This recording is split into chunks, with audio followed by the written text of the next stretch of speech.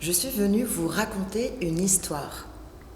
Une histoire pas très vieille, une histoire qui date de 50 ans. Et c'est celle de gens qui pensent qu'on peut changer les choses et qu'on peut agir et sauver la planète.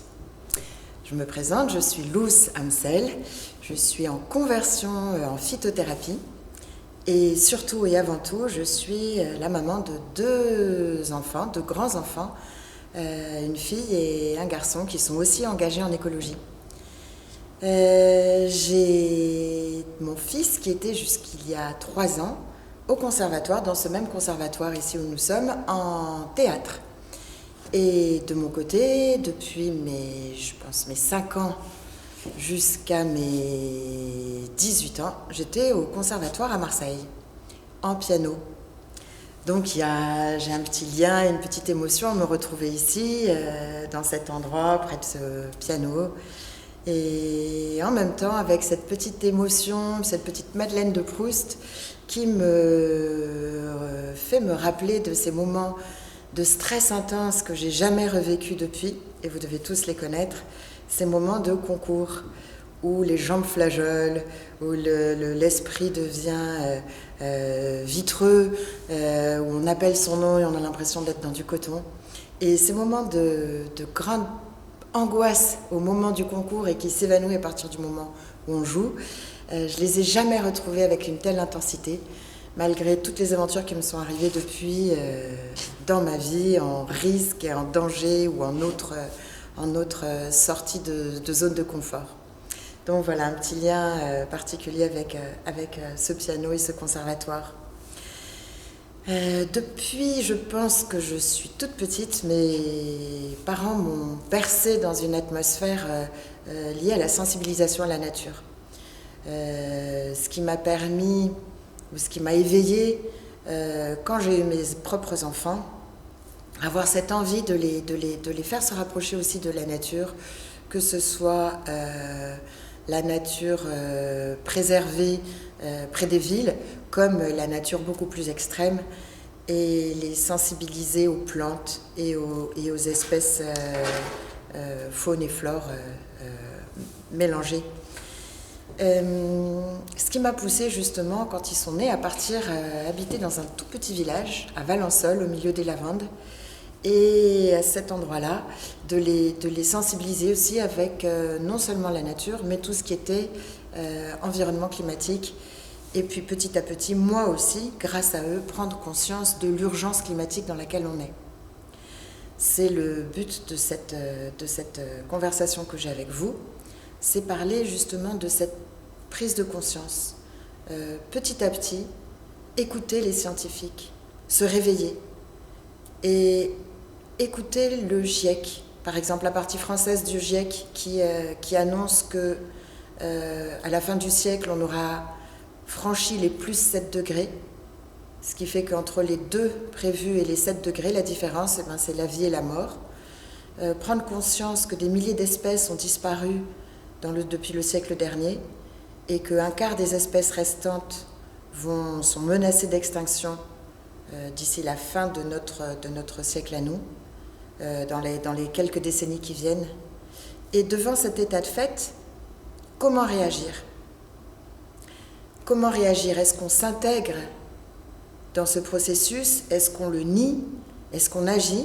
Et moi, ma proposition que je voulais vous faire aujourd'hui, c'était mon propre exemple, ma propre expérience, et c'est d'agir. Alors, mon action s'articule en 2 pans.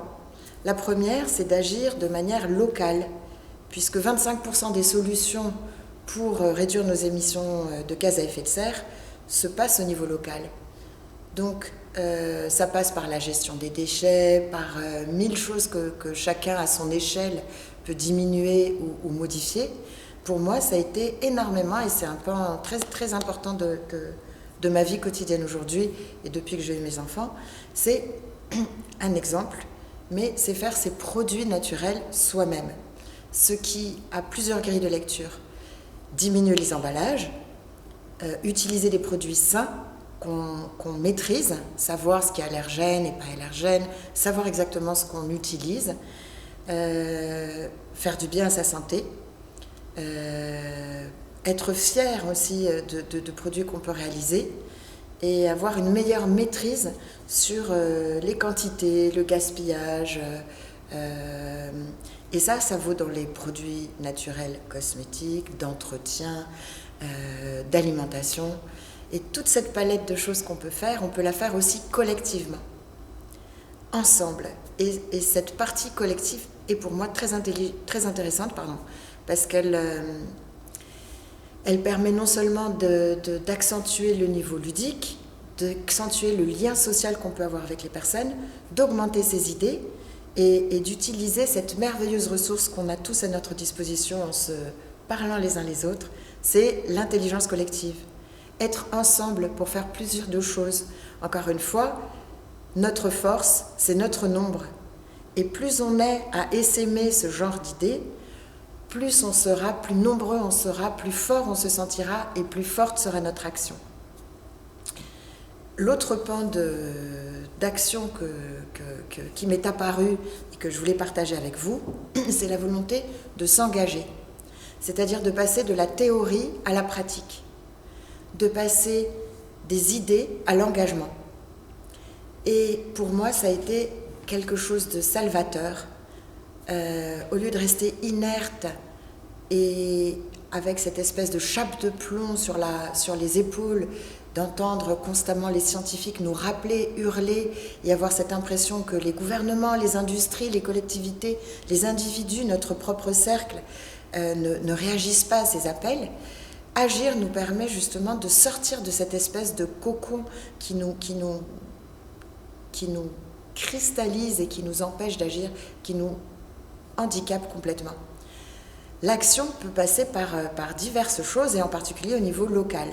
Pour ma part, je suis engagée à Avignon de manière locale dans une association qui s'appelle Avignon Zéro Fossile et qui lutte pour diminuer l'utilisation des énergies fossiles et pour que les énergies fossiles, c'est-à-dire gaz, charbon et pétrole, restent dans les sols. Donc notre action, elle a de multiples flèches. Ça peut être en regroupant toutes les associations zéro fossile d'Europe, par exemple, c'est-à-dire zéro fossile en Pologne, zéro fossile en Italie, zéro fossile en Allemagne, zéro fossile en Espagne, tous se regrouper pour des luttes communes, par exemple devant la Banque centrale européenne, pour demander que cette banque arrête de financer les produits fossiles.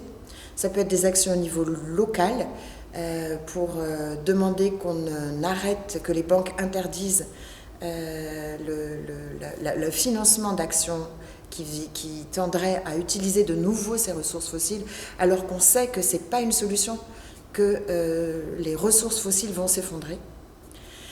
Une autre de mes actions est d'avoir voulu mélanger l'associatif et le politique.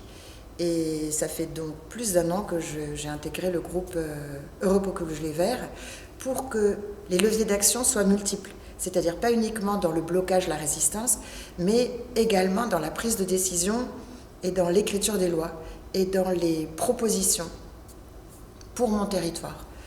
Mon autre action associative, c'est également, avec un autre collectif, de proposer des vidéos qui s'appellent WOCON, W-O-C-O-N, que vous pouvez trouver sur YouTube, et qui proposent des mini-vidéos sur la transition écologique et sociale à Avignon, sur notre territoire. Parce qu'on peut agir sur notre territoire. Et le fait de le faire ensemble permet de déborder de cette espèce de latence et de passivité où les nouvelles concernant l'urgence climatique pourraient nous circonscrire. Voilà pourquoi je voulais vous parler absolument de cette possibilité de changer les choses en commençant de manière douce. Je vous propose par exemple, il y a une marche climat qui se passe le 28 mars, dimanche à 14h au départ de la gare d'Avignon, et c'est déjà une manière d'utiliser la possibilité de faire des banderoles et puis de marcher. Ça peut sembler un petit pas, mais c'est une manière d'entrer dans cette possibilité d'action vers plus d'engagement. Et là, rencontrer tout un tas d'associations qui vont de ANV COP 21, en passant par Zéro déchet Vaucluse, et qui permettent justement de, ensemble, faire bouger les choses. Alors, est-ce qu'il est naïf de croire que notre monde peut devenir propre et vert ? Eh bien, personnellement, je vous livre ma conclusion. Non, ce n'est pas naïf, et oui, c'est possible de changer les choses. Alors, bien sûr, on n'est plus dans une démarche où on a le temps. On est dans une démarche d'urgence, et c'est pour ça que c'est très intéressant de sensibiliser, de vous parler, d'échanger, et d'alerter et de suivre ce qui se passe au niveau local comme au niveau national ou gouvernemental, pour dire à nos gouvernements qu'on regarde ce qu'ils font. Qu'on ne les lâche pas, on n'est pas passif, on regarde ce qu'ils font et on attend d'eux qu'ils aient des vraies actions et rapides, puisque le Grand Avignon a signé en décembre 2019 une déclaration d'urgence climatique. Donc maintenant, on attend que les actes viennent, et je vous propose tous ensemble de toujours alerter le Grand Avignon chaque fois qu'on a l'impression que ça patine. Aujourd'hui, toutes ces associations qui, il y a 50 ans, étaient un petit peu perçues comme des hippies chevelus, un petit peu naïfs et qui étaient utopistes, aujourd'hui, ces associations se sont structurées. Elles se sont structurées en collectif et elles savent comment attirer l'attention des médias. Elles savent en particulier utiliser l'artivisme. L'artivisme, c'est une manière d'utiliser son art pour agir, donc artivisme. Et ça peut prendre toutes les formes possibles. Ça peut être de la peinture sur une simple banderole, ça peut être de magnifiques graffitis, ça peut être la musique, la danse, le théâtre, la BD, le tournage de vidéos, de films. Et c'est utilisé aujourd'hui par toutes ces associations, et ça prend de plus en plus d'ampleur parce qu'on se rend compte que c'est comme ça qu'on peut attirer les projecteurs sur ce qui se passe, et en particulier non seulement les projecteurs, mais les citoyens, puisque aujourd'hui le public est très volatile avec l'utilisation d'Internet, et on a besoin de grandes opérations magnifiques ou de petites opérations, mais qui permettent d'éveiller les consciences. Et c'est ça qui est vraiment très important, et ce qu'on propose à tous ceux qui possèdent justement la faculté d'utiliser leur art. Pourquoi pas creuser cette piste de l'artivisme, encore une fois, juste en allant chercher sur Internet cette formulation, donc artivisme. On trouve de magnifiques exemples et réalisations qui font montre de la créativité des citoyens engagés, de tous les acteurs qui sont sensibilisés à l'écologie, et qui peuvent utiliser la non-violence pour montrer leurs idées, alerter les citoyens et secouer nos gouvernements pour qu'ils prennent des décisions qui passent outre les lobbies industriels. Donc ça, c'est des choses qui sont possibles à court terme, à moyen terme, à long terme. Utiliser les moyens qui sont à notre disposition. Au Festival d'Avignon, en ce moment, il y a un projet de bétonisation au niveau de l'Aléo, dans un contournement routier, encore une fois, qui bétonnerait les surfaces agricoles et fertiles. Et donc la proposition qu'on a lancée, c'est de nouer des rubans bleus très symboliques autour de tous les arbres qui vont être déracinés sur ce tracé. Tous ceux qui veulent se joindre à cette action sont les bienvenus, et vous connaîtrez donc du coup la signification de cette symbolique. C'est l'arbre qu'on désigne pour être déraciné dans un projet bétonnier, alors qu'en même temps on signe une charte de l'arbre. Toutes ces incohérences sont à pointer du doigt, et on peut les pointer du doigt de 1000 manières. Et demain, nous devons encore penser à de nouvelles méthodes d'agir, et c'est pour ça que l'intelligence collective prend tout son sens ici, parce que c'est vraiment ensemble et en étant un nombre conséquent qu'on peut trouver encore de nouvelles idées et dépasser les paradigmes qui se font et accompagner la mutation de la société qui est non seulement nécessaire mais existante.